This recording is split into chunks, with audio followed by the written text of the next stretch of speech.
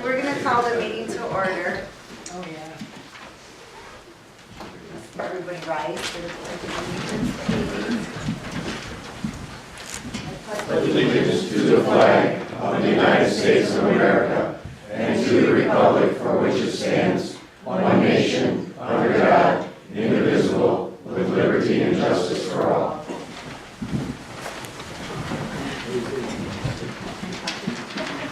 Lori, will you do a roll call attendance, please? Michael. Here. Ken. Here. Kelly. Here. Sandy. Here. Lori here. Under the approved agenda, I'd like to add under new business, number 8, request for payment for the fireman's ball ticket, $25. And the Marine City Chamber of Commerce for $26. So you're asking for two different items? Item 8, 9, and 9? Yes. Okay.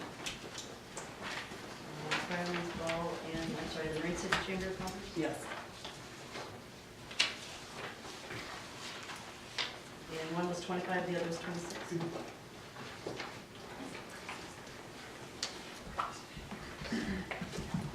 Does anybody else have anything they need to change? I'll make a motion to approve the agenda as presented with the amendment. I'll second that. All in favor? Aye. Opposed? Motion carries.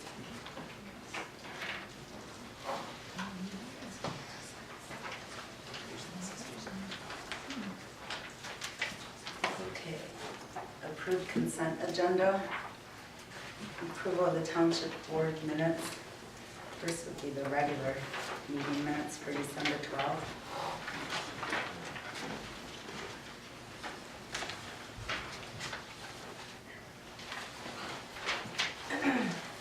With regard to the consent agenda, actually with the consent agenda, all we really need to do is say, is there anything that needs amended or changed? If anyone on the board has anything that they want to talk about, then we pull that out of the consent agenda. Otherwise, we just do the motion to approve. Okay. So, I don't know if anyone in the audience would prefer to hear, like, the accounts. We can do that. We can read the amounts in the accounts, how much was paid in the checks payable, or accounts payable, and the paychecks, or we can just slide on through and. Just approve the whole. Yeah, just approve the whole package. So it's up to your pleasure if we want to do that, because I know some people want to hear those numbers. Okay. So then why don't we just make it that we approve the agenda as it is? Does anyone in the audience have a problem if we just approve the consent agenda as it is, or would, I guess we're kind of taking the Right. poll, because taking MTA training, we're learning all sorts of new things to expedite the meeting, but we don't want people in the audience thinking we're hiding something, so we can either go fast, or we can pull things out. It's up to the audience, as far as I'm concerned. If they want to hear it, then I'm more than happy to present Everybody? it. Guess we can move right along then. I'll make a motion to approve the consent agenda as presented. I'll second All in favor? that. Aye. Oh, I'm We're all sorry. writing I'm trying to write aye. down I'm trying to write down the motion.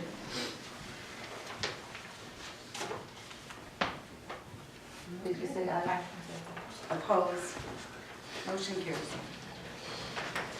Item number 4, continuing education requests. Oh, we just. We all did all that. Consent agenda. Okay. Open session, anyone wishing to adjust the board may do so at this time. Mr. Raytop. Hi, I just want to introduce myself as Commissioner Bill Greatop from this district, just re-elected for my second term, so I just want to introduce myself.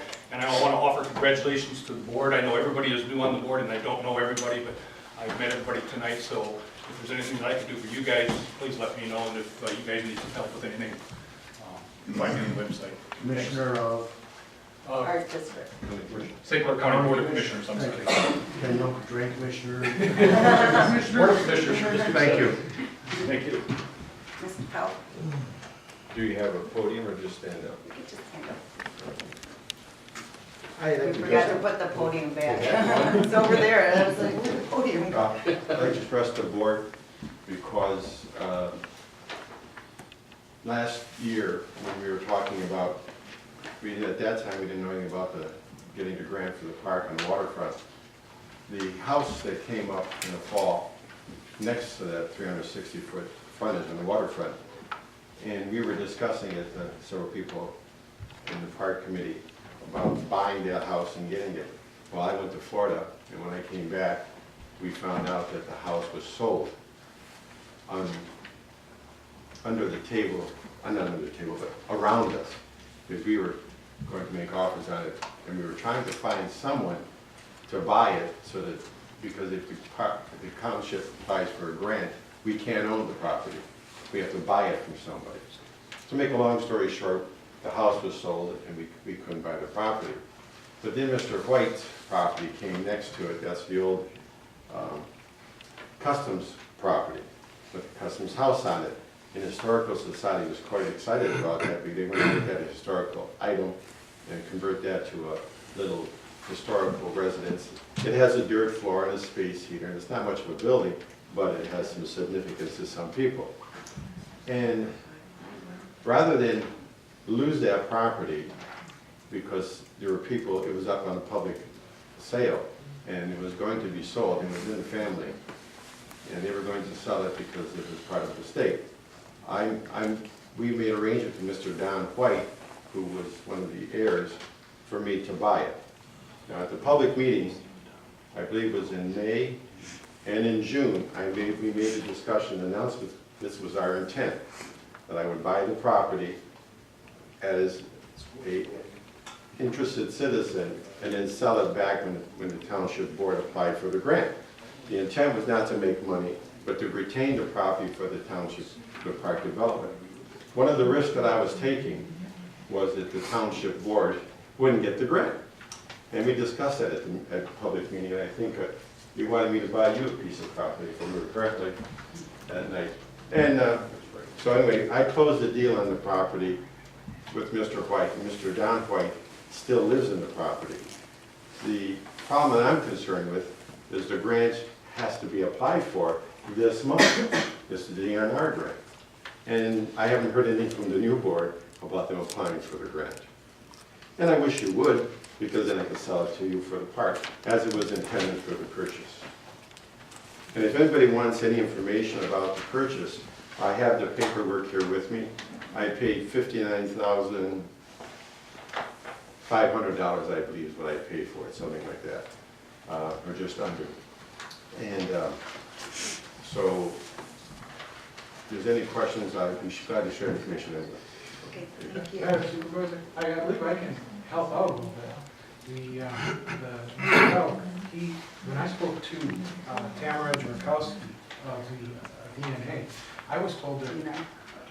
oh, what did I say? DNA. Oh, okay, sorry. Just to make sure we're talking about the same place. I was told that the grant already had been applied for and it was approved. It's just in a stage where the next level. This is a different grant. This is a different piece of property, this is a different grant. Oh, okay. This is for this parcel is 50 feet wide, be north of the present 360 feet. Okay. You got the 360 as part of the Rachel's property, and you have the gray house that was 80 foot, and you got the Customs house where the ferry boat would come in landing. That's Work White's property. It's a 50 by 106 or 7 feet. The And current that has to be purchased, and the grant has to be written for that. Do you know the parcel number of the one that you're referring to? I may. How about, can we You can do this do one. this after? Sure. Let's get your I'll information be glad to afterwards share and we the can stuff just with move you. forward. Will that be available Yeah, after the meeting? I will. Okay. If you don't stay too late, since I got off the board, I get better. I don't think it'll be a 3-hour meeting. Was there anybody else that wished to address the board at this time? At the meeting in December, 2 people were going to school. I think it was item 7 and 8. One was Lori. Who was the other one? In December. Yes. For the MTA. Oh, for the MTA in Frankenmuth? And there was another one. It also. was myself, you want, and Michael won. Michael, what, Ken did the. Oh, no, you didn't go there, right? You weren't able to go. Oh, because it wasn't announced who was going. It Oh, just- okay. Oh, Sorry about that. I don't think we knew really at that time. Anybody else? Well, no, oh, go ahead. Al Barnes and Shea Road. I'd like to know if we could, the board could reinstate a policy that they've had in the past, where during the board meetings, we could get a list of the payroll checks that were issued for that month. They used to hand them out, if we wanted them. I mean, they don't have to make 50 copies for everybody, but if they have them available, where even if we had to pay a dime or something to use the copy machine to make a copy, we could have access to I it. have no problem with doing that. If you want, give me a call during the day so I know how many to make, because I'm trying to cut down on the waste of paper. Well, I'm just saying that if you had a copy where somebody could make a copy, they could give you the copy, the money for the paper or whatever. I mean, that's not a big deal, but it's just the idea that if it's available and handy that previous month, it would be good to look at. Okay. That's just the payroll Payroll checks, yeah. and the accounts payable, or just the Payroll. I think the accounts payable needs to have two bit more. Okay. Is there anybody else in the audience that wants to adjust the board at this time? Do you want to adjust it now, or do you want to wait and adjust it after the agenda? quiet, please. Okay, we'll move on to unfinished business, which contains business class service order agreement with Comcast. I spoke with the gentleman on that, and he said that it's pretty much the same offer that we had on the table last month, but I said, well, wasn't that expired? He said they extended it for us, so, Why we're looking to see. yeah, while we're looking, We could and then find something Ken better. was looking into other things, and I don't know what else you promised Ken, so. Did you say that that was Yeah, the best that, deal I thought that it we was could find? a good deal compared to what everybody else did want right now. So do we need to make a motion to accept this agreement? Yeah, if we're gonna, I'll make a motion that we accept Comcast agreement for the phone service and the internet service. hold on.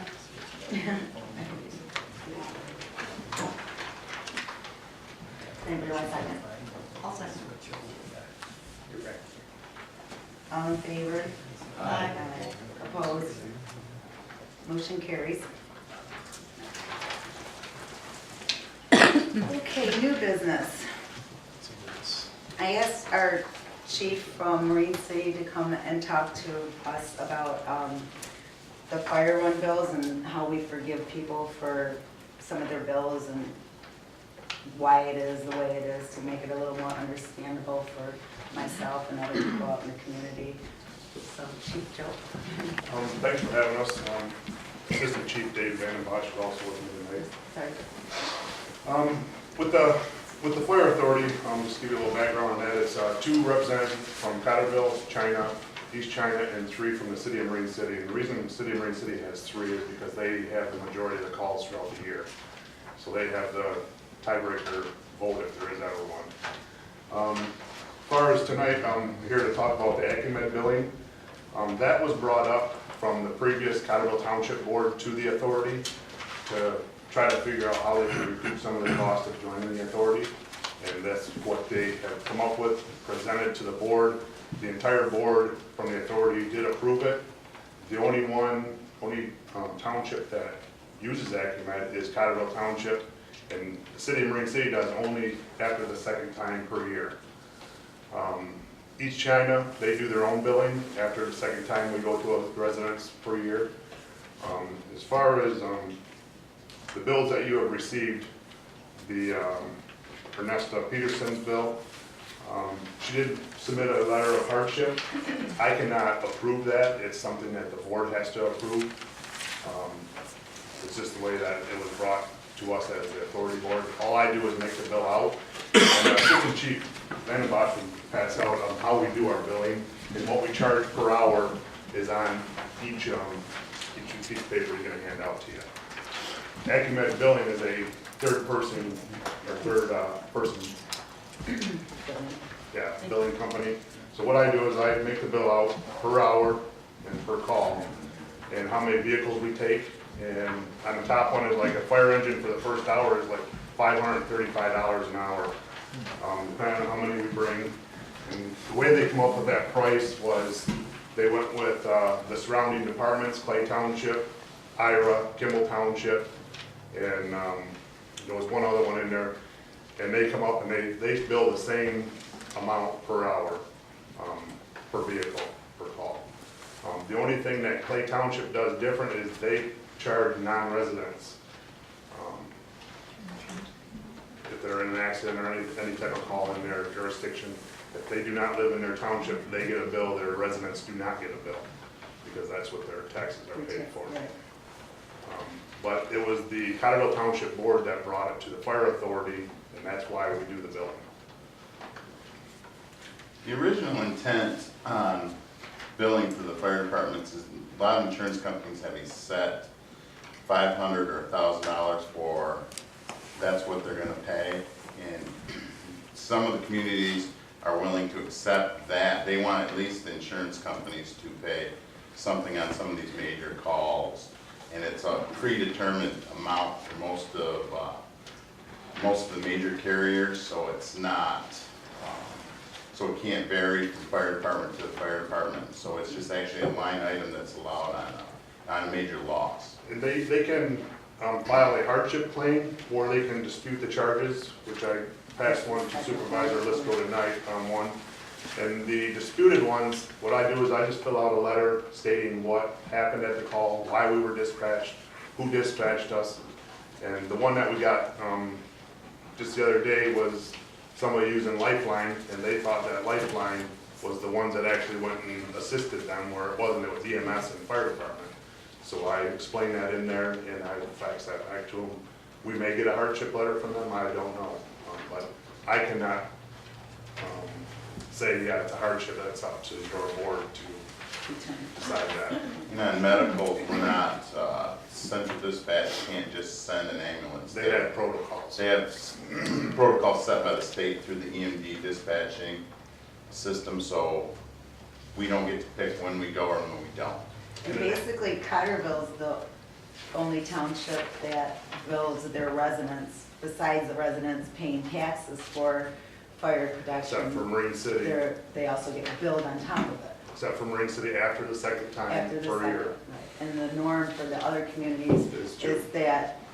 China Township after the has a second millage, one, so they don't or charge if it's it a off. non-resident, Yeah. then you bill them and they pay for the whole thing. That's Clay Township. They charge non-resident people that are involved in an accident or Right. medical in their area. And that they did, it was to my understanding that the reason why Cottrellville adopted this was so that it would help to pay for the fire authority. Yes. So it would take Kind of like their you're share. double It would paying take as a taxpayer then. money off their bill at the end of the budget. Right. Recoup their It is. portion. Right. The last I was told at one of our meetings was Cottrellville has collected over $27,000 already on By this double Acumen. charging. And don't quote me on that, but that's Right. what we were advised at one of our meetings. So, With regard to the two letters, I see the first one for the hardship case, but the second one, so you're saying that they haven't filed or they're not asking for the forgiveness, that they're just the one that I disputing give, it? the one I second give her tonight, they just Yeah. disputed it. They're just disputing it, Yes. okay.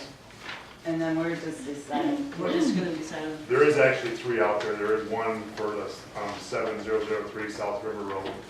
They did not. Actually, Jane's for on that. it, right? But She, we don't have people. she has not claimed hardship. She has received a check from the insurance company for $500. Her remaining bill will be over $2,300 because she had a garage fire and we were there 3 hours. And we're just waiting for her to get the letter, because she's, Kind of waiting for your response, what you right, want to do with right, onto that. what we want. She's willing to pay the 500. Right, she's She willing. just cannot She can't pay. afford that. Yeah. So It's the little lady that it'd be So it's your not- recommendation to maybe have her do a hardship letter, which I'm gonna Right. talk to her Right. tomorrow.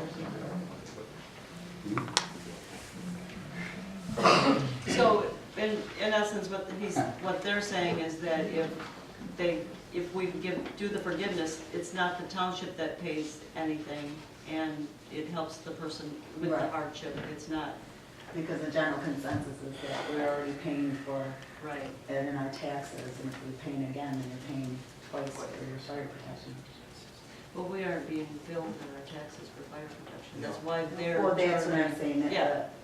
But if it's being forgiven by the fire department, it's not being forgiven. It's by not the being Forgiven. paid for by the township, it's being forgiven by the It township. just means that you guys aren't gonna go after them in court Right. or on their taxes. Right. It's not a fire department bill, it's a township It's bill. your board's bill, actually. I just make it out. I'm just doing what I'm told to do. By 9 bosses. If you check the budget, there's $50,000 allocated for fire calls. And we went to the authority to help defray that $50,000 cost, roughly $50,000 per year. And the fire authority, that was one of the reasons we were sold the fire authority, is that this would help defray the outgo of funds in our township, because we do not have a fire village. Right. People do not pay for fire protection in our township. The township provides it with the 3/4 mil levy we do for operating. And so we joined the fire authority as part of that process to provide better fire protection and to help defray the cost, because most people have insurance, and the insurance pays the first $500.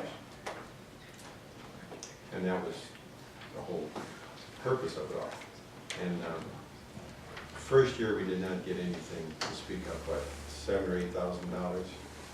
And then this year we've gotten maybe, as of November, it was only $10,000 or $15,000. So I don't know what you got since. I don't think we got that much, Bernie. I have Sandy bring it to the board for payments. It hasn't been that. That hasn't been very much at all. But that was why it was sold to the board. It would help reduce the deficit that we are operating under, because the township operates on 3/4 of a mil. And we have no fire millage and no police millage. And that's something that we're looking into next week, is that whole, slowly we're getting into everything, getting better knowledge, Well, and next you week got the our budget, fire. in 3 months you got to levy a new budget. Right. Okay, so does somebody want to make a motion to forgive Ernesta Peterson?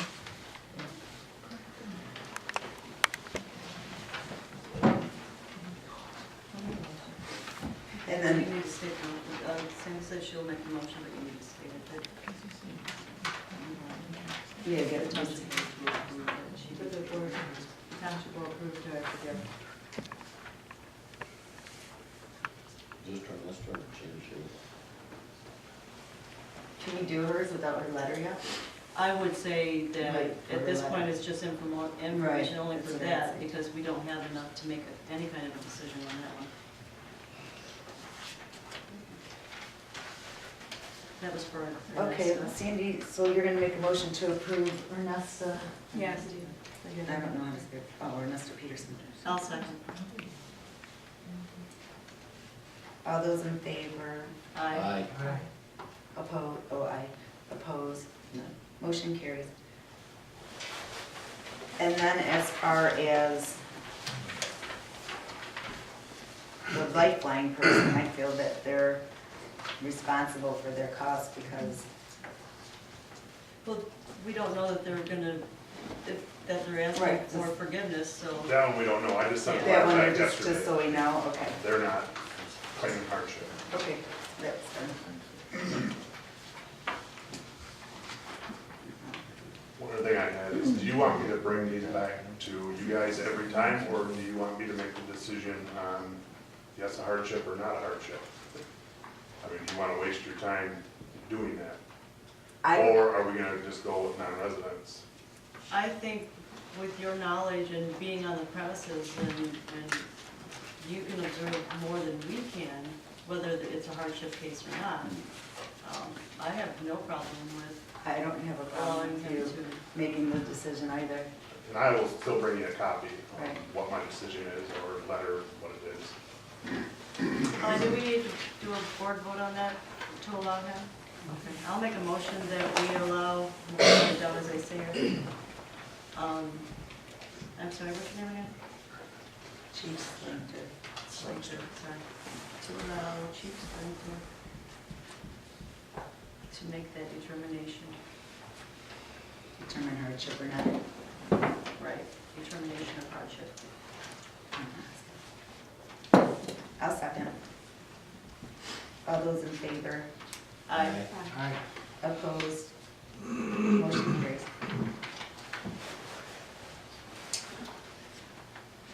Okay, moving on to item number 2 of new business. Thank you, gentlemen. Thank And if you. you don't want to stay for the whole meeting, We're gonna stay around for any questions from the Okay. residents. Item number 2 on new business is presentation. When I was out campaigning, just from not being as informed as I am now, I was somewhat against the acquisition of the waterfront park because of the park's condition here. I felt that it wasn't maintained and wasn't as knowledgeable as I am now about what a benefit it would be to have the waterfront. I had to do a lot of research because of the grant not being finished or being sent in. So I talked to members of the DNR, members of our park and higher elected officials of our St. Clair County Parks and Rec, our county clerk, commissioners that are on our Parks and Rec, DEQ, just tons of people to make sure that this was a good idea, being that I was anti for it, but we have to do what's best for the community and look at all aspects of the grant. And so what I learned was that it really is I feel that it's a really good acquisition for us, and I felt that there wasn't really that much out there as far as knowledge-wise from what we were told in the past, or maybe we needed just a little refresher as to what it is. So I asked several of the people that I talked to come here tonight and talk to the township just to give you a little input. And so Mark is going to be our first speaker, and he's the director of the St. Clair County Parks and Recreation, and he's just going to let you know what their commitment is to our park. Back in 2010, representatives of the township contacted us through Dennis Bazinski, who's a township resident, and at the time was the chair of the Parks and Recreation Commission, asked for if the County Parks Commission would be willing to assist the township with the acquisition grant. The county has done that on numerous occasions, most recently with the city of Marine City on several parcels, on waterfront parcels in the downtown area. If a project is deemed to be county significant, meaning to benefit all residents of the county, they look at that.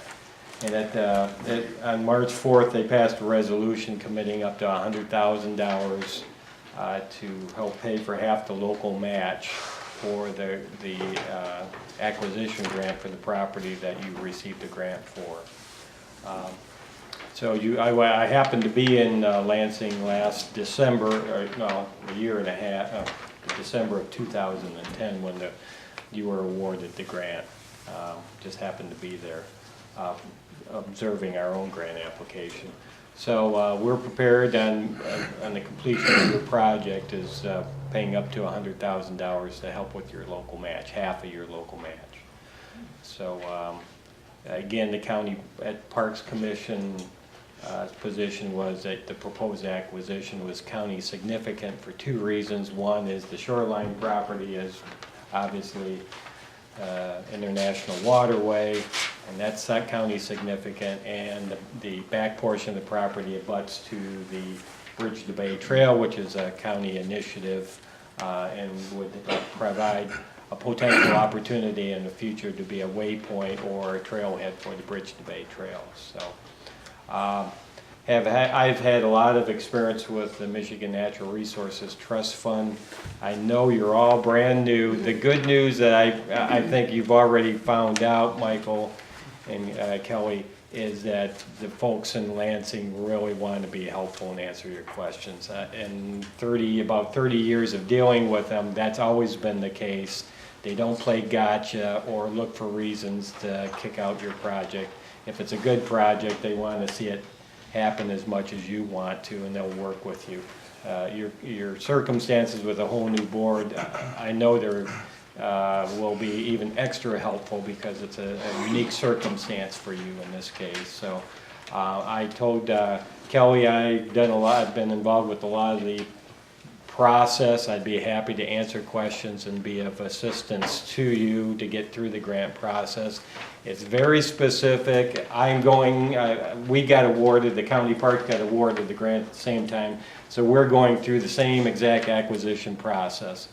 After the grant contract is executed, you'll have to commission a 40-year title search from a local company and an environmental review, and then both of those need to be submitted to the DNR staff for review. Once they review and accept them, the next step is for you to hire a DNR approved local appraiser to appraise the property.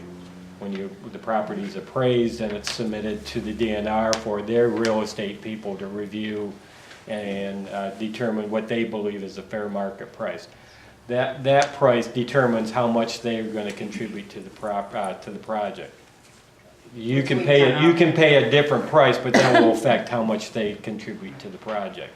I've seen in sometimes where there's a slight difference in opinion on what it was, and for the local community exercises the option to pay a little bit more. If they're 75%, they'll pay 75% of their price that they think it's worth, and then you make up the difference. So they don't tell you what to buy the property for, but they do tell you what they believe it's worth, and then that's how they base their reimbursement. It's a good process, and it's a reimbursement process. Up until the time you have a purchase agreement at your board table and you are going to vote yes or no, that's only then and only then are you obligated to buy the property. The DNR will never tell you you gotta finish it. And if the owner changes their mind or something happens and it doesn't work out, it doesn't work out. But I just want for you to feel more comfortable, to be given more time to understand the property and its potential. You have until that night you vote on the purchase agreement with full knowledge of how much the DNR is going to reimburse you. So I think that should give you a little more higher level of comfort to know that we're not locked in, and if I say, since I said yes in December, we're locked in. No, you're not, and the process by design is set up to have everybody transparent and know what all the dollars amount and before you make that final decision. So, and again, as part of my job as county parks director is to be I'm not a consultant to you. I'm not going to do the work of consultants, but certainly be help you to answer questions you may have, tell you who you need to call, or give you suggestions. Happy to do that, and done that with numerous communities, and be happy to give you the benefit of my experience and answer your questions along the way. What is it you meant with the local match? What's that? What is it you meant by local match? That you supply half of the local match? In your grant with the DNR and the contract you signed, it gave a percentage. It gave a dollar. They will give a dollar amount, and then in the application it said your percentage was X percent. We will pay half of your commitment in that grant contract. So if Up to $100,000. $50,000, you'll pay $25,000. Yeah, it's just half of whatever you end up contributing to the project with a cap of $100,000. And it's based on the accepted appraised value that you'll be doing this spring. In our case, we usually do an appraisal before we even apply for a grant. That's stale and old and not acceptable and not usable. You need to do a fresh one that says this is the market conditions within the last 6 months or so, and so it's, at that point, Okay, okay, you'll know the dollars and cents. thank you. Let me back up and say, there is one condition, is that, yeah, you would not restrict county residents that are not Cottrellville Township residents from using the property. That's typically the grants we do, the local units for Bridge to Bay Trail or the Algonac Skate Park, those are all universal to all those commitments. We're gonna give you extra money, over and above the 25% we give you annually, is that you commit to having it open to St. Clair County residents and guests. The grant application allows all state residents access. Thank you. All right, I was gonna ask Mr. Bishop a question. You said it's a 50% match, even though, Our commitment is to pay half of your local match, up to $100,000. okay, so the first grant is $337,750, and the letter of intent from 2010 is $435,000, which is just under $1,000, excuse me, just under $100,000 remaining. Does that mean you would match up to $50,000? Yeah, whatever half of your share of that, yeah. Okay. Because at the part at the beginning of the process, my memory is probably as fuzzy as anybody. You know, it's back in 2010. It's not a crystal ball. You don't know where the real estate market's going to be at. So I don't recall how we came up with that number, but we wanted to make sure you had the comfort level to be able to move forward. Can I ask Mr. Brochure a question? Mr. Brochure, the question we had, you and I, was a $100,000 grant, not 50% of $100,000. Oh, it's half your local match up to 100,000. Correct. Yeah, you're absolutely right. I'm sorry. Because Yes. it was $100,000. So if it's 335 and 100 is then 400, and we need 109,000. So that would be 35 minus 9, 26. So we'd have $436,000 for the grant. It was $100,000, yes. Yeah, up to 100,000. But that's only half of No, what we would No, have. 100,000 was the total. He just said he I would know. pay half of what He just we corrected owed. himself, did he not? We're Up to providing one half of the $100,000. required local match up to 100,000. Keep it high. Matching the local, matching what we had up to $100,000. If we had a $200,000 portion of it, he would pay $100,000. If we had $100,000, you would pay $50,000. Right.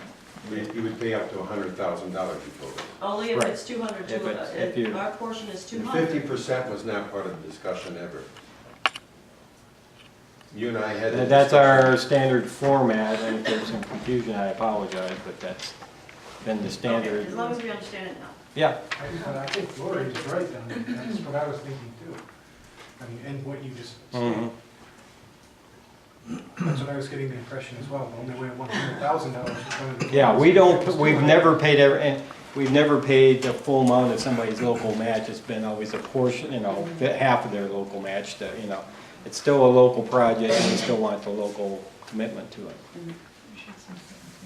Thank you. Just one other quick question, just to confirm for the fellow board members. I know, because I talked to you on the phone, but I took the time to get the email from Tamara Jokowski from the DNR. And she just writes to me a quick email. She says, per our discussion today, I have attached the scoring criteria we use to evaluate MNRTF grant applications for land acquisition. Our scoring criterion does not take into consideration the withdrawal of grant applications. And then she even sends me the actual withdrawal of grant application document here. But, you aren't going to suffer any penalties automatically from that. And Not automatically, but you have to understand the scoring criteria is a grant or staff process. That is a guideline for the governor appointed trust fund board to make their decision. And I've actually been in meetings where they've discussed circumstances they remember about communities. And they have funded projects that weren't high enough on the list that according to the staff, and they've done the opposite, not funded. So I think that's absolutely right, but they have the ultimate authority of deciding your fate down the road. Now that you're referring to the St. Clair County Parks and Recreation, not just with the DNR, it's a little bit different. It's all based on. Oh, I mean our local match commitment? You mean? Right. It's just based on the merits of whatever. Okay, Yeah. right. Yeah, I guess the point I was trying Okay, to well, make. we need to move along. If you want to ask him stuff. Oh, no, I'm trying to do it for you guys. 'Cause I'm actually- Well, you didn't give us any of that Yeah, we information, don't so have still. any of this. Actually, this was in the agenda. I didn't have any of Yeah, that. it's on number 2. Oh, you did? So and again, I'm available to answer questions and help you move through the process. Because I'm just saying, since our last meeting on December 28th, I didn't get to hear reports. And maybe to do for the benefit of the citizens here as much as anybody, is I assume that the money that you're putting in the project is part of the funds that we give you. Each year, we give local units of government. We take 25% of the funds we collect countywide. 25% of that is then put in a pot of money that's then distributed back to all the local governments based on your per capita, based on the most recent census. I didn't happen to look up, but we give money to Cottrellville Township every year, and I so. believe it was 15,300. This past year? Yeah. Thank you. You're welcome. Thank you. Paulette is going to speak to us next, and she's from BPAC, and she'll explain to you what that all entitles with regards to the park. Thank you, Kelly, for inviting me. My name is Paulette Duhane. I am the U.S. Vice Chair of the St. Clair River Binational Public Advisory Council. We oversee and advise governments, the U.S. and Canadian governments, as well as the Ministry of Ontario and the MDQ on issues involving the restoration of the St. Clair River. One of the biggest impacts has been habitat, and the reason the BPAC supports the park acquisition, or the land acquisition and the development of the park, is that it represents a highly impacted habitat that is important to fisheries in the river, and that is the nearshore habitat. And this is important for feeding and nesting for many species, and it is very impacted on the river. Approximately 77% of the shoreline has been hardened with seawall. About 18% is riprap, like concrete, and only 5% is natural. So that has impacted the fisheries. While we have plenty of spawning areas, and these projects are increasing the spawning areas, we haven't gotten near shore. So this is why the BPAC has focused on the Cottrellville Township acquisition of this park. And the EPA also supports this. They have several federal funds, and they are focusing on the St. Clair River because we are near to delisting as an area of concern. And if we can get these habitat projects done, then we can, that is one more step towards delisting. So we feel that this is a very important project. It represents a very critical habitat for making healthy fisheries in the St. Clair River.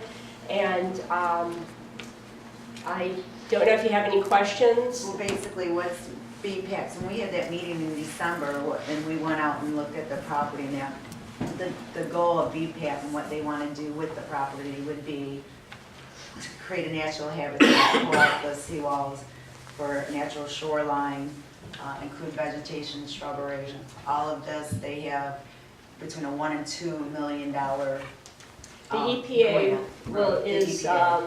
is controlling the funds, and this is Great Lakes Restoration Initiative funding. And they will, if you acquire the property, they will be doing the design of the nearshore habitat, and that's that part from the road to the water. And they will engineer it to provide maximum habitat for fisheries, including overhanging vegetation, and that is the extent of what they will be doing, as that is they will do habitat restoration. Anybody have any? Well, if they do that all the way from the road to the shoreline, what is left for park usage? The car. Well, there'll be park use. That will be part of the design, is public access, of course. The habitat is important, but they realize too that public access is necessary. So they're interested in township resident ideas. You know, if parking and public access is important to you, and I think it will be for St. Clair County as well as for the township, then that can be included in the details in the planning. You have a voice, so that's why So if people still wanted to fish off the shore, they could do that, or? Well, and it was my Yes. understanding that they will set up meetings as they progress with their engineering and development here at the township, so that the community can come in and have their input as to what they'd like Yes. to see there, and what kind of vegetation and fishing access, or whichever, whatever, as a community, they all decide to develop. Yes, it's going to be How many feet? 360. 360? Roughly 360? Roughly. It could be 358 or 360, roughly 360. And she has to wait for an appointment, but I have her phone number and email if anybody would like to call Paulette to get more information. on this project or any of the issues involving the river, and all is available. So, Thank you. thank you. And then the last person we have to speak about the waterfront park is Mr. 5-Footer. And he's gonna explain the various grants that are available for both sides of the park. And he's from Consultants. Yeah, I can answer some questions that you might have for Paulette too, because On the other side. I'm working for Huron Consultants now, but I've been a long time member, and still am a long time member of BPAC. So BPAC is the Binational Public Advisory Council for the St. Clair River, as Paulette said, that is a group of citizens and some state officials that are trying to deal with St. Clair River that was listed as an area of concern way back in the 1970s. And some of the concerns with St. Clair River, there was these volunteers and state officials put together a remedial action plan that said what's wrong with the St. Clair River, what can we do to fix it. And of course, pollution from the Canadian side and some other factories, as well as sewage releases and so on, were some of the major concerns. But this fish and wildlife habitat was another concern, because so much of the river on both sides has been lined with steel seawalls. And fisheries experts and biologists say that steel seawall is not a good place for fish or for spawning, for nursery habitat. They like kind of natural shoreline where there's shallower pools and overhanging vegetation that protects them from birds and things like that. So that is what we've been trying to find, places where that kind of habitat could be restored along the St. Clair River to help make it no longer an area of concern. So we've known this for a long time, and Paulette and I were on a part of a committee that did a separate report to figure out where we could target some sites, some projects to restore some habitat. And this was one of the sites, even before we knew the township was going to be acquiring the property, that we hoped could be restored to have some more natural shoreline rather than just seawall. So once we learned that the township was acquiring it, we wanted to work with them to see if we could have some natural shoreline restored here at this site, and it's a perfect place for it. We also began to hear that the EPA was very interested in putting money out for the St. Clair River to get it delisted as an area of concern. They have a bunch of these areas of concerns all around the Great Lakes, but this was one that they thought they maybe could take off the list if they put some money toward the restoration and so on. So actually, as a member of Huron Consultants, I helped the township apply for a design an engineering grant about how we could restore the natural shoreline, and then perhaps get money to build that. Last year, we put in an application to the National Oceanic and Aeronautic Administration, and called NOAA. And that's where all the grant money these days for rivers and so on seems to be focused in these areas of concern, in particular on the St. Clair River. So unfortunately, that grant application was not successful, but then we found out that the EPA was willing to spend some money on these 10 targeted sites that BPAC had identified in this habitat report, this being one of those sites. So they seem to be moving closer and closer to wanting to provide funding without competition of a normal grant application, without any local match being required.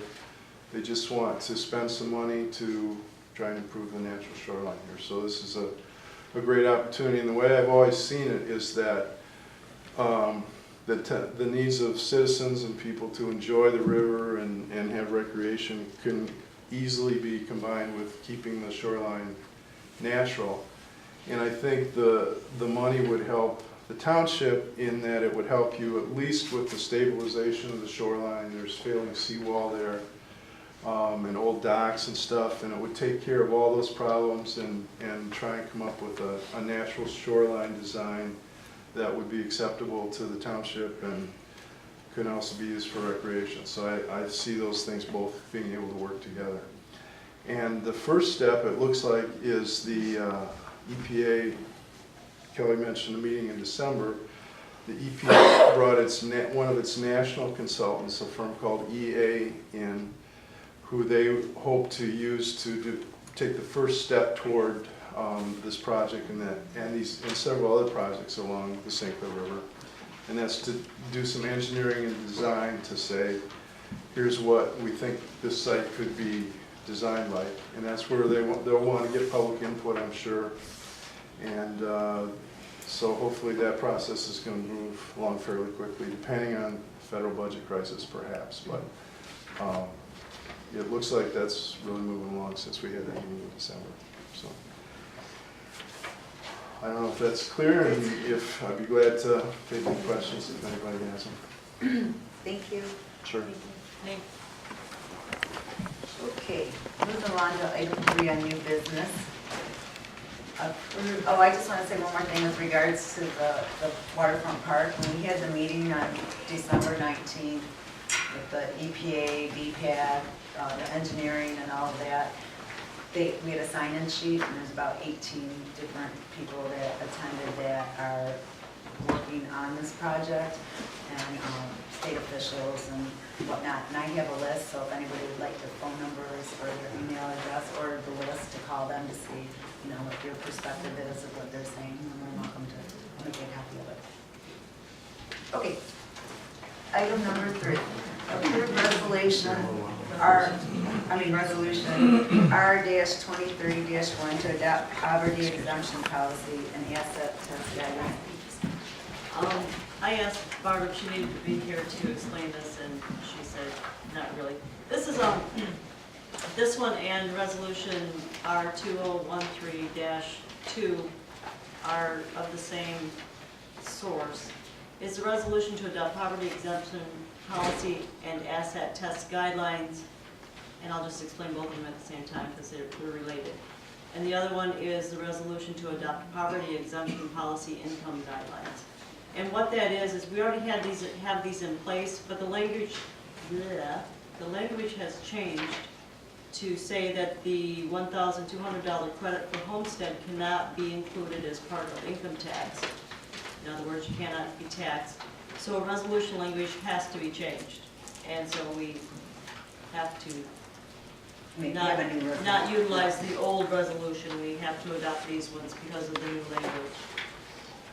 So it's nothing really new, it's just striking out the language that's no longer pertinent to the resolution. Does that make sense to anybody? Makes sense to me. Does that make sense to Somebody you? want to make a motion to approve resolution R 2013-1, do I have to do them separate? Yeah, do it. -1, Are you asking for the motion? yes. I'll make a motion to, Well, just 1 second. There was a couple things that I noticed on each of these. This one and the next one. It appears that as if originally was written as a Clay Township letter, which may be a... when we adopt it, I go in and I retype it, and I put in our names, and I put in our township, and I put in our date. This is, so you get the idea of what it is that we're doing. Okay, so this isn't the final document? No, this is not the final document. Okay, because I It will found... be retyped with the correct information input, like today's date and who makes the motion, and all that stuff will be put into it, so. Okay, because I noticed on this one and the next one, there were a couple times Clay Township. Yeah, when, it'll truly reflect us as opposed to Clay Township. Okay. This is just a template. Gotcha. Excuse me, So that's a good observation. what are we, you say a poverty exemption policy and asset test guidelines for who? For the township or for? For the residents of the township, when they can't afford to pay their taxes. Okay, I see, okay. I'm sorry, I wasn't clear on that. Then they file for a hardship, and this is Okay. just stating that we can't put the, is it the fee? The 137? I lost my paper. So if I can't afford to pay my taxes, I can apply to the township for? For a hardship. Okay, For a thank you. hardship. Thank you. Right, Mark? I'm glad you're in the audience. Does somebody want to make a motion to approve resolution R 2013-1? I will make a motion to adopt the resolution R-2013-1 to adopt poverty exemption policy and asset test guidelines. I'll second. All in favor? Oh, we gotta do, Oh, what? I'm sorry, I meant to tell you, we gotta do roll call. Ready? Yep, let's go. Sandy? Yes. Lori, yes. Michael? Yes. Ken? Yes. Kelly? Yes. Motion carries. Okay. And then the same with the poverty exemption guidelines. I believe these are the guidelines that they have to go by in order to rule it in as an exemption. Right. So it has to go to the state for final. And that's the one that Mr. that Yeah, we don't Mr. make McNamee the did. determining decision, that goes.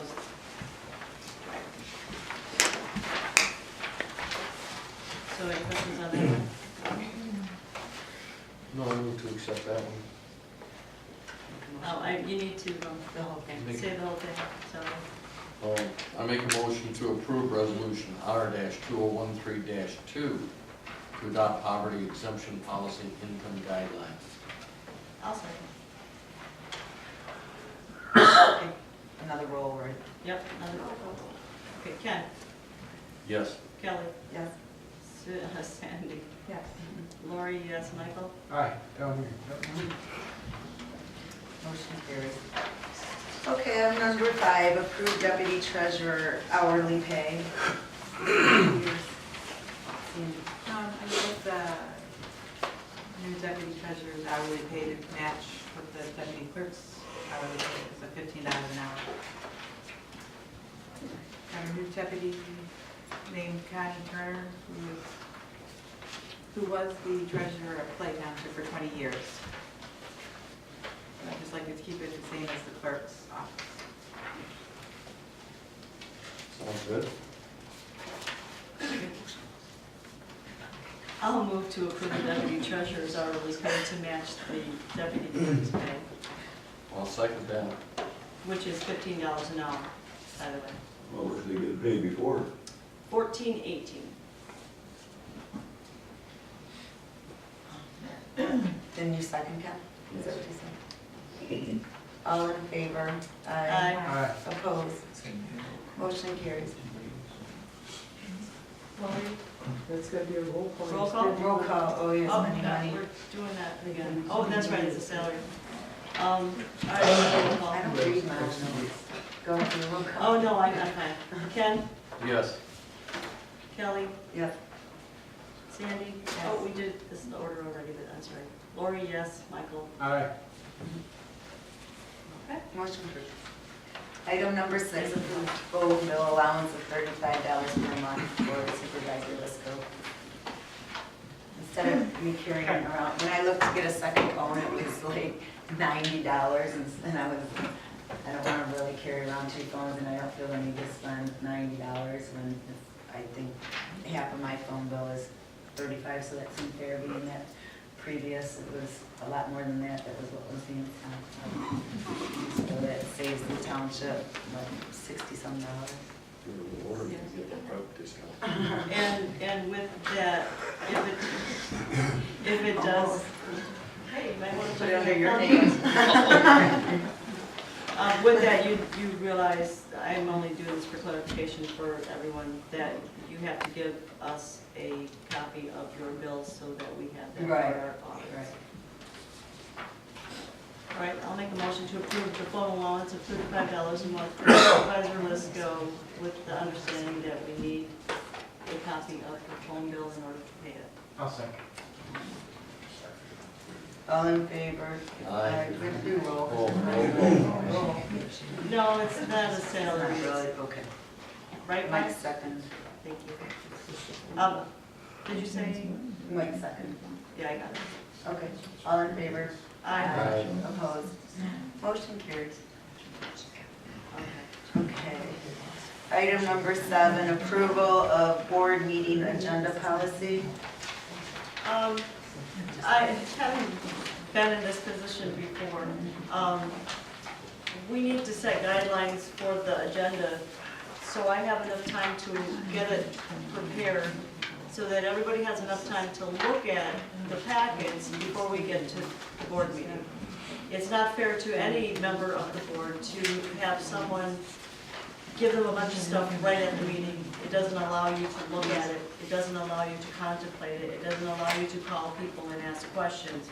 So what I am proposing is a regular board meeting agenda policy, which outlines when I need the information from you, what you want, the items that you want on the agenda, and then within 6 days prior to the meeting, I will have your packet ready for you to look at, which will give you sufficient time to look into the items that are in the agenda. You can make a more knowledgeable decision on your vote. Right, because the last minute stuff isn't fair to anybody on the board. So this is just for putting the packet together? This is for putting the packets together. Not determining what goes in the packet, right? Just, Oh, no, if you want something on the agenda, then you have to, Get it, right. yeah, you get it to me, and I'll, hold on. I like this forward.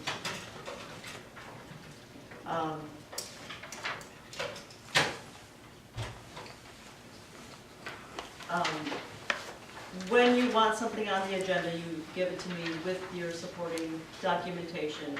I will make all the copies for the agenda packets. And by the way, after the last meeting, nobody gave me back their folder, so I couldn't put your packets together. So, like within the next week, give me back your blue binders so I can refill them next month.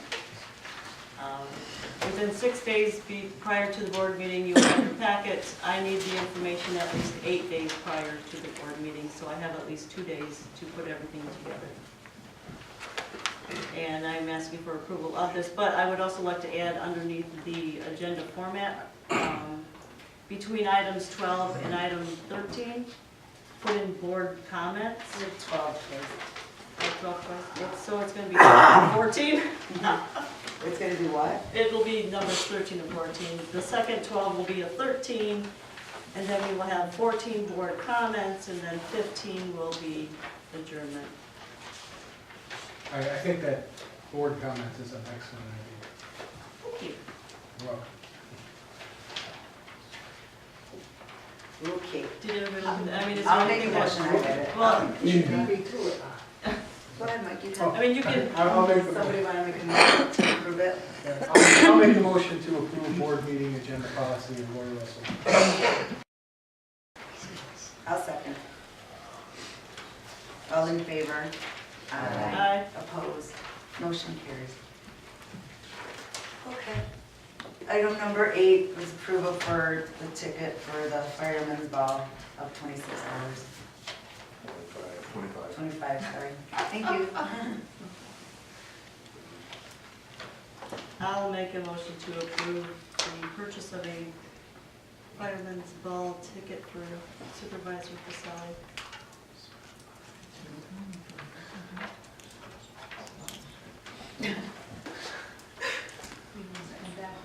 I need a second.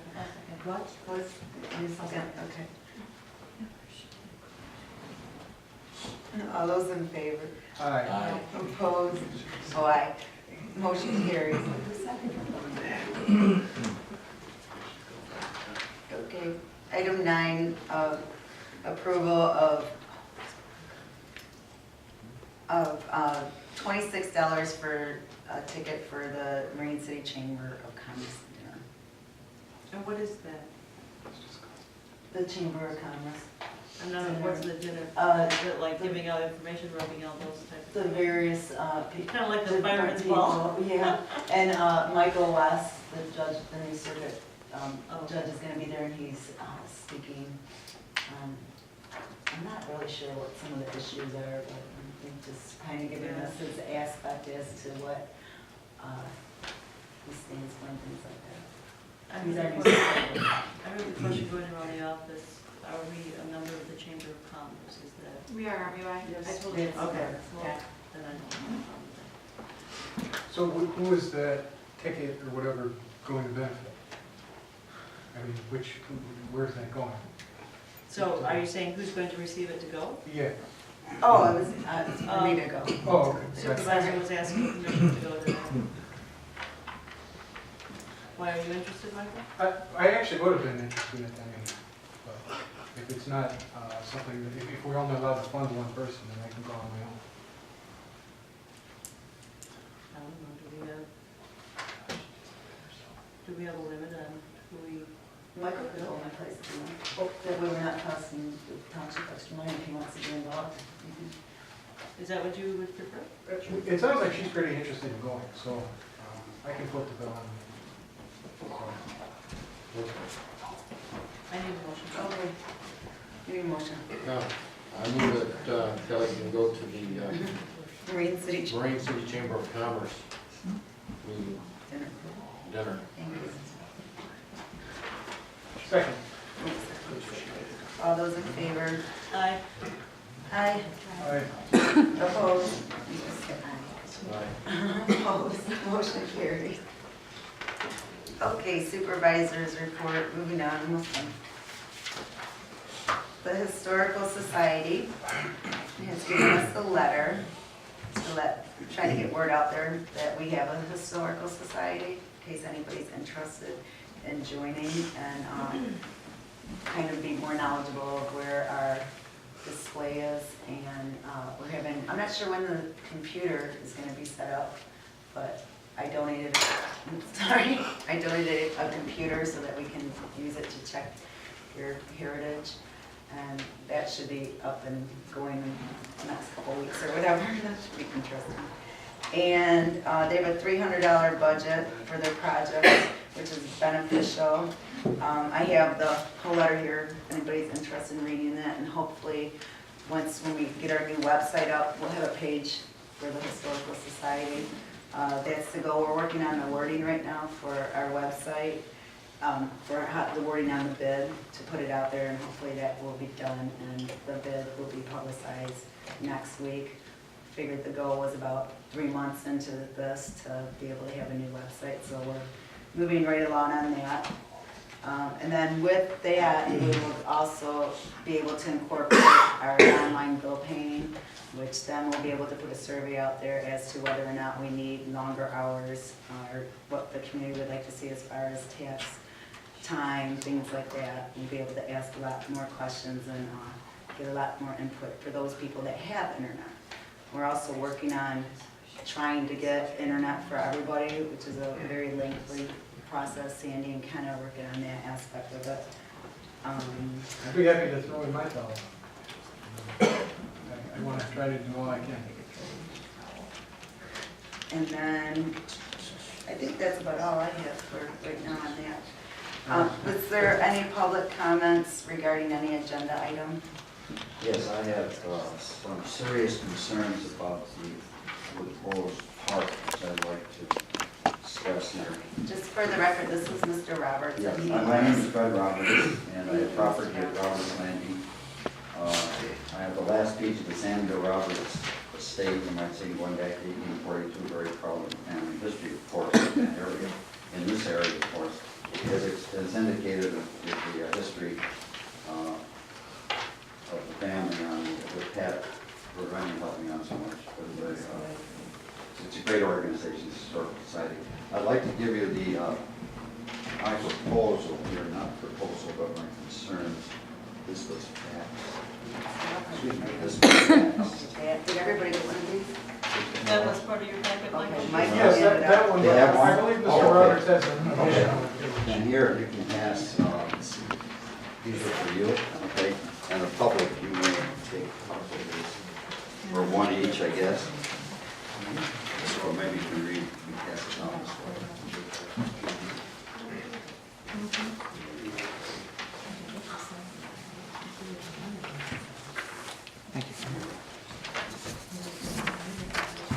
Okay.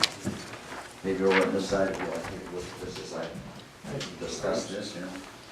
Oh, I wanted to mention, Mr. Roberts, that I was wrong when I said it went to a ballot. I was thinking it had, but it had just gone out on a questionnaire. I knew that there was talk about getting it on the ballot, but it had never reached the ballot. So that was my, You never reached the ballot. right, it never reached the ballot.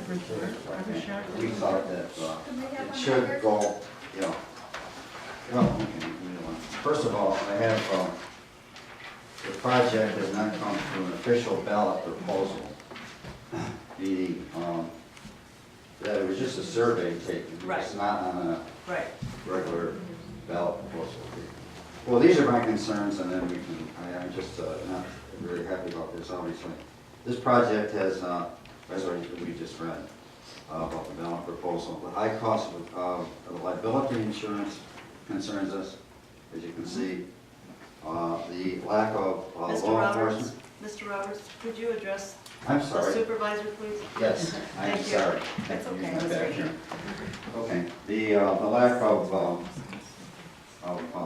enforcement, going back to number 2, the high cost of liability insurance not protected for another, and potential lawsuit, settlements, how much should it will each pay, what costs each taxpayer to pay taxes for the settlement, and that's been proven, if you can check the records, somewhere around the Midwest.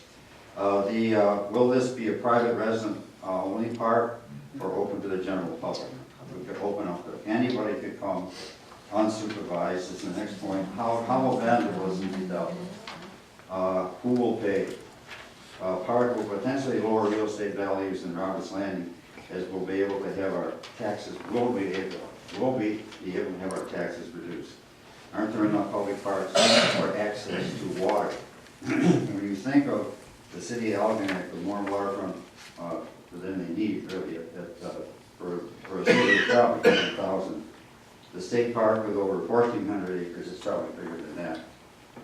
Marine City, East China, the 2 boat ramps in Algonac, and 1 in South Marine City. Certainly a big access to the river. The danger of the site, there's no police enforcement. You know, the township has no police, nor does the fire, the sheriff's department. Excessive speeding in the turn north of the proposed park, where drivers would have difficulty slowing down to avoid potential accidents. Residents killed there just about a year and a half ago. That's just a few doors from the state park, where your proposed park here. This affected my family. My father was sick by a careless motorist. This is quite a while ago, which led to his death. We can go back to, well, I hope the township realizes the many potential problems that are proposed by the park would create. I feel this property would be better utilized in the township to look at generating taxes with another development more suitable to the area, instead of creating extra expense and burden on residents of Cottrellville. We talked a minute about the Mr. Brochu here, and I had dealings with a long time ago with the trail situation. Crossing M29 is dangerous. So if you're going to make this a garden in the front, from M29 to the river, which is pretty small, area for anybody to operate. People cross, you're going to be parking on the west side, and then you'll be crossing the road to this proposed waterfront park, which is very, very dangerous. The sheriff department opts out when you call. They're not available. They would like to be available, but they're not there. So these are some of our concerns, my concerns, and many of it's on the river. So, any comments? Or this, I'm sorry, proposed, or we should be looking at you. Oh, that's okay, Mr. Roberts.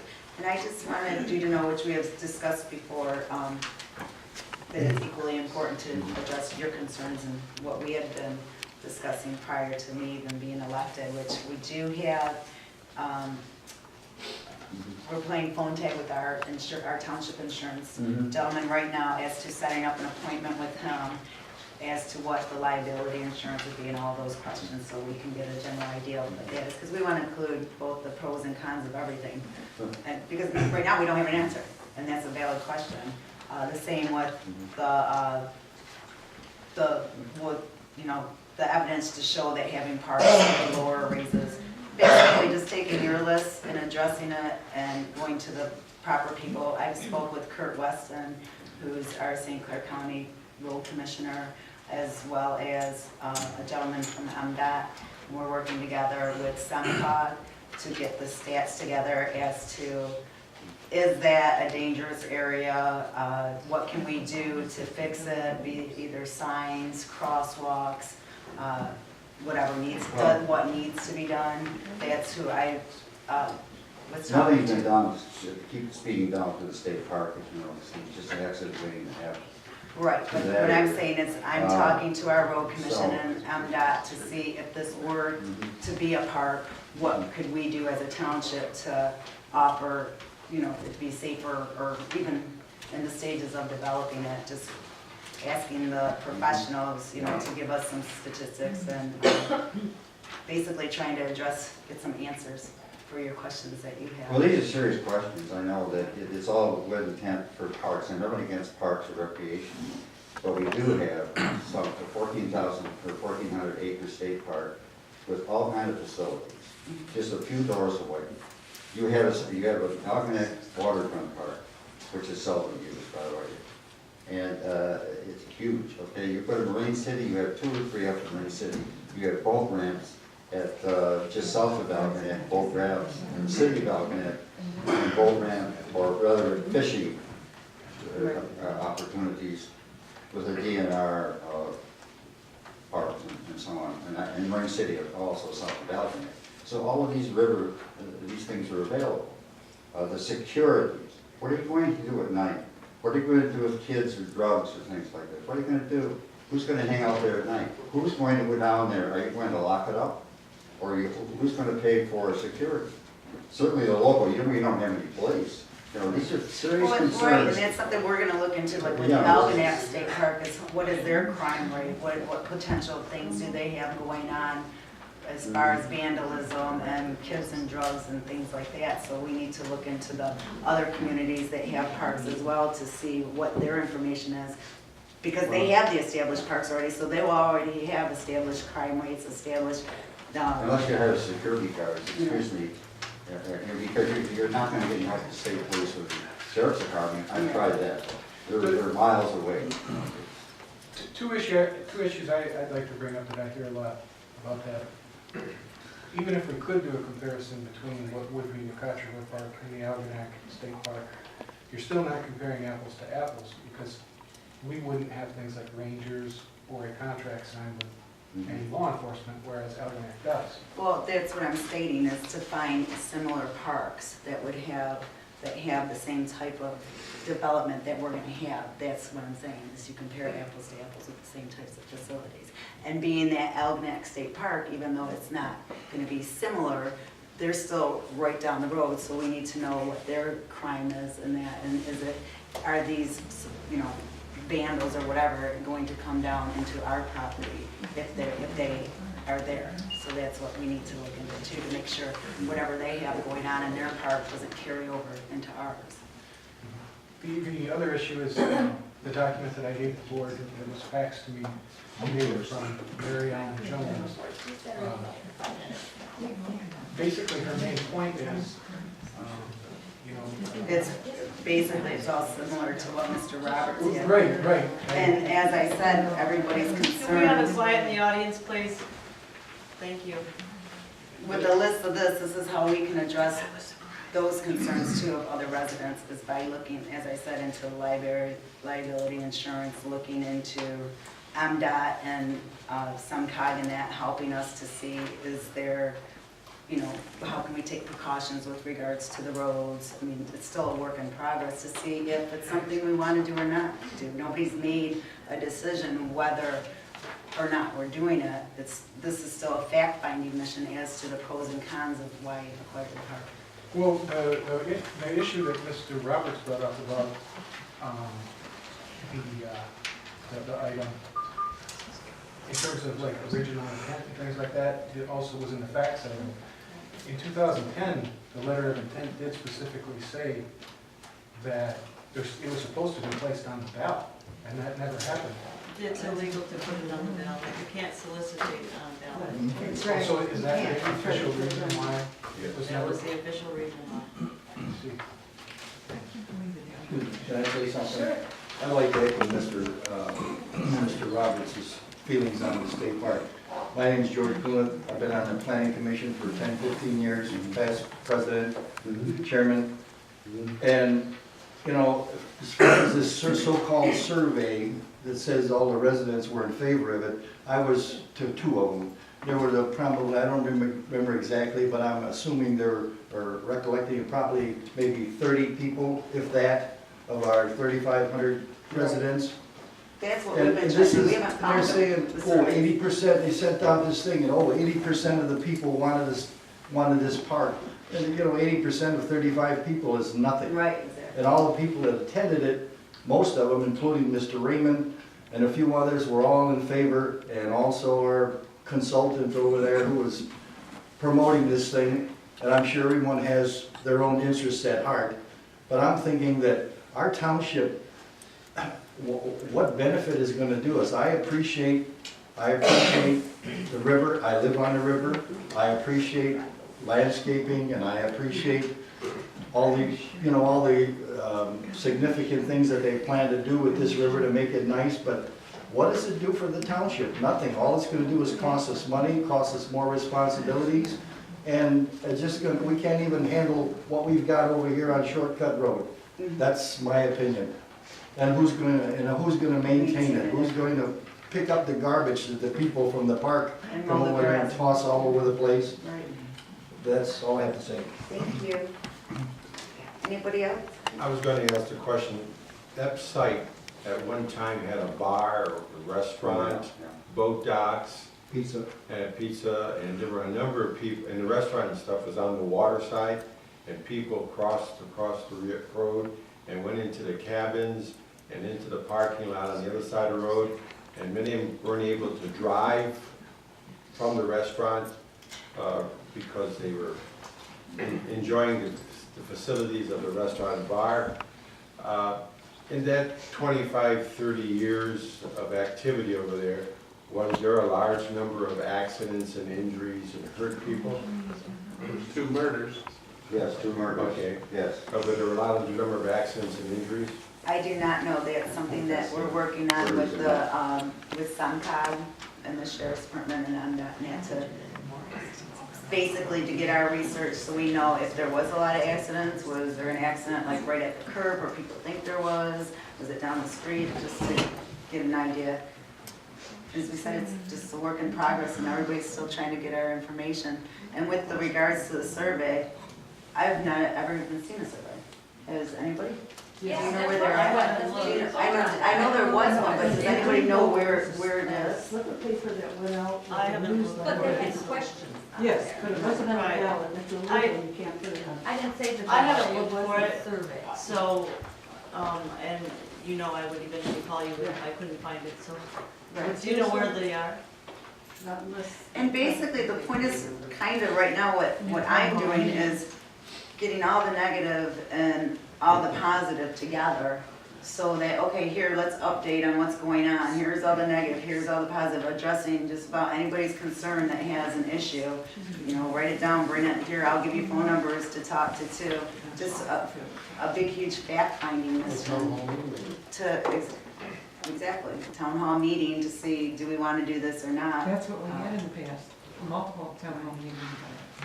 And then a lot of people showed up. Well, we now have a new board and we now have. Because I was surprised it went through. Right.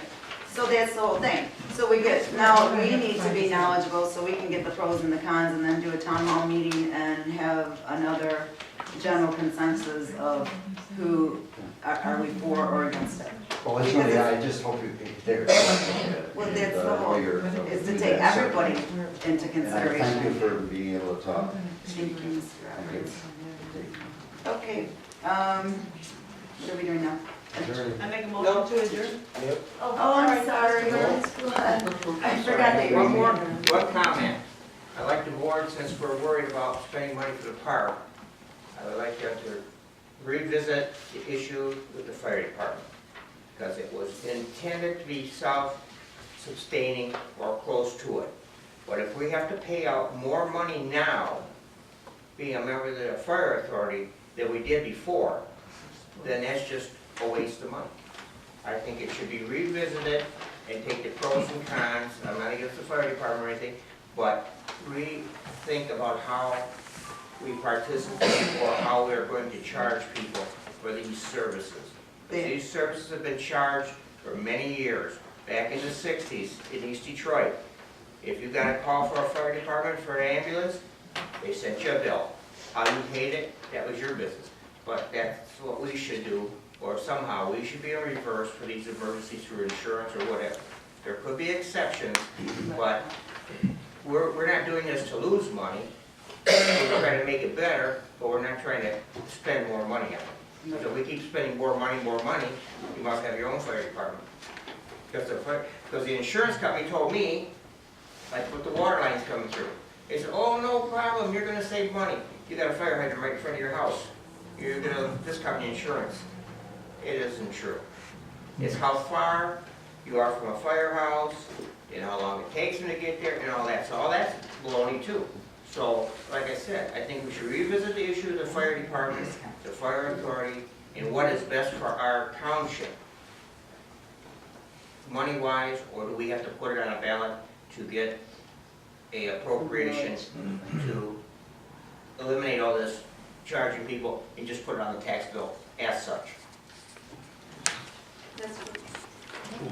Just let us know about the fire department in Green City and Iowa Township. Why are we going with two separate fire departments? Why not one like it used to be? Marine City covered the entire Cottrellville Township. Next week, I actually, Matt was the St. Clair Shores, sorry, I'm gonna point at my thought. He was a former St. Clair Shores fire chief. And Joe and I are working on that next week because this park thing has taken so much time up, but there's other issues that I need to address. And I scheduled an appointment with Matt and his vast knowledge of running a huge fire department and whatnot, and with Joe, just to look at what we're doing and where we're at, and the same basic thing as the park, is this good to have, not to have, to find out the pros and cons for it, and we're really not that knowledgeable with it right now, but that's something that we plan on working on next week to get some answers for everybody. There's a divider line, and it's a Starville Road. Ira will come up to Starville, and Green City will go to Starville, but they won't cross. The idea was to equal distance from the fire halls, because if you cross Starville from Marine City, you're going further than if you go from Ira to Starville Road, fire halls. So in other words, you're telling me that Marine City Highway and Starville Road is closer to Iowa than this Marine City? That's what the studies have told us. The insurance companies say that the distance, if you cross Starville from Fire Hall, Marine City, is a further distance than the Fire Hall from Ira Township to Starville Road. Okay. And You said that? That's why it was that way. Okay. No. I just wanted to point out something that hasn't been mentioned, and I'm was gonna mention, I neglected to, but this gentleman asked how the park would benefit Cottrellville Township residents. And one way might be economically. I mean, a really nice park could bring people to, not hordes of people, because you probably don't want hordes of people, but could bring some people to Cottrellville Township and benefit local businesses and just, improve the quality of life here. I know, I live up in Yale and we have a really nice park by Mill Creek, and a lot of people come there to have family reunions and stuff, and then they stop in the local businesses and buy things. So there's an economic benefit. I make a motion, does anyone want to make a motion? I make a motion to adjourn. I'll second. Hold on.